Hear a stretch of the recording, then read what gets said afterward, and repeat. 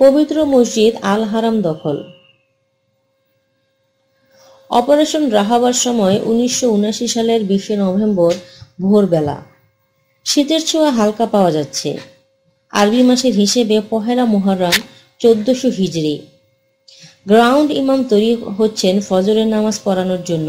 প্রায় 50,000 মুসল্লির সমাগম। এই বিপুল সংখ্যার কারণ তখন হজ মৌসুম চলছে, দলে দলে লোক আসছে। কিন্তু হঠাৎ করেই আগত কিছু লোকের আচরণ পাল্টে গেল।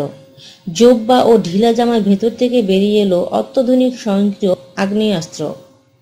কেউ কিছু বুঝে ওঠার আগে দখল করে নেয় গ্র্যান্ড মস্ক বা মসজিদ আল হারাম। মুসলিম উম্মাহর পবিত্র এই তীর্থস্থান। গেটগুলো তালা দিয়ে দেয় ও স্নাইপাররা ডিফেন্সিভ পজিশনে চলে যায়। দখলকারী নেতার নাম মোহাম্মদ আবদুল্লাহ আল কাহতানি। তিনি নিজেকে ইমাম মাহিদি বলে দাবি করেন। একই সাথে ঘোষণা করে সৌদি রাজবংশের শাসন ব্যবস্থার পতন ঘটেছে। সৌদিরা পশ্চিমাদের সাথে নানাবিধ চুক্তি করছে যা ইসলাম বিরোধী। আর এই ঘটনার মাস্টারমাইন্ড শায়েখ জুহাইমান আল ওয়াতাবি, যিনি ইসলামিক সংস্থার শায়ক আব্দুলাজিজ বিন বাজের ছাত্র। তাছাড়াও তিনি একসময় সৌদি ন্যাশনাল গার্ডের মিলিটারি অফিসার ছিলেন। আল কাহাতানি হচ্ছেন শায়েখ আল ওয়াতাবির বোন জামাই। তারা গোড়া ইসলামকে ফিরিয়ে আনতে তৎপর ছিলেন ও অভ্যুত্থানের মাধ্যমে ক্ষমতা দখলের জন্য ব্রতী হন। রাষ্ট্রবিরোধী নানাবিধ কাজের জন্য জেলে যান ও সেখানেই দুজন প্রথম পরিচিত হন। ইসলামিক বিলিভে প্রতি 100 বছর অন্তর আল্লাহ তার বান্দাদের সুপথে ধরে রাখতে একজন অলি প্রেরণ করেন। তারা লোক ত্রুটির ঊর্ধ্বে মানবজাতির সেবায় জীবন কাটান।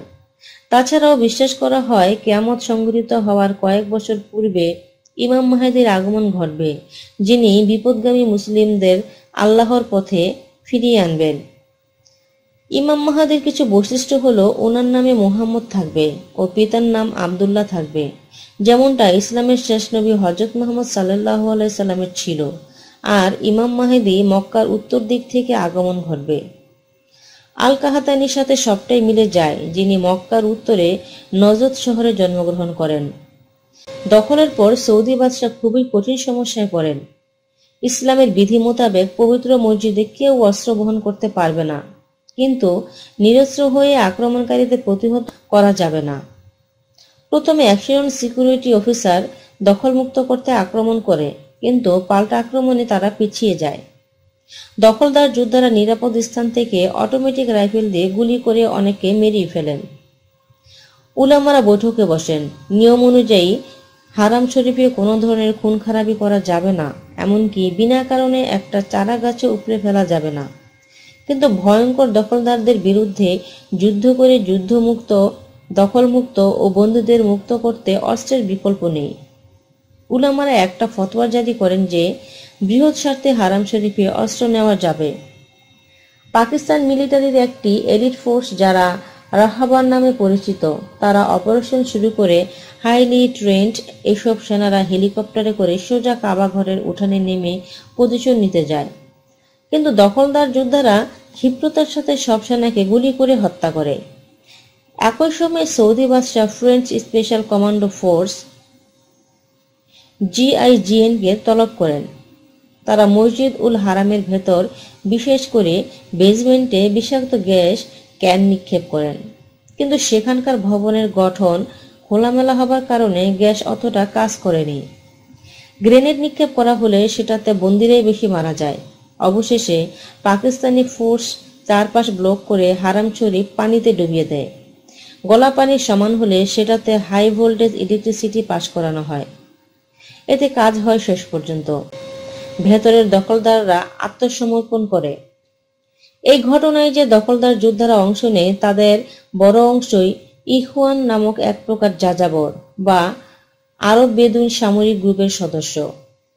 এই ঘটনায় 255 জন বন্দী, হাজি, নিরাপত্তা কর্মী ও দখলদার নিহত হয়, যার মাঝে নিজেকে ইমাম মাহদী বলে ঘোষণা দেওয়া আল কাহাতানো ছিলেন।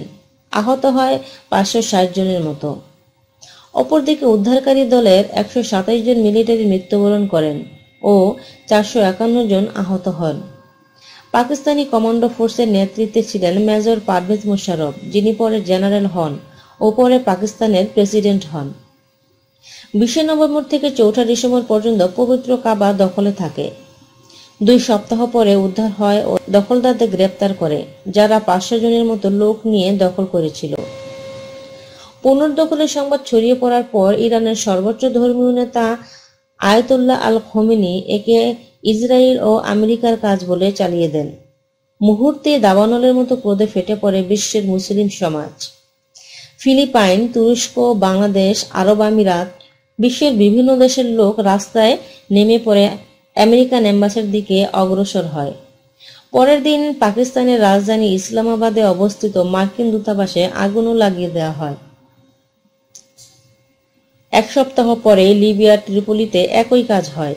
এই সময় সোভিয়েত ইউনিয়নের প্রচার মাধ্যমগুলোতেও ছড়াতে থাকে এসব আমেরিকার কাজ বলে।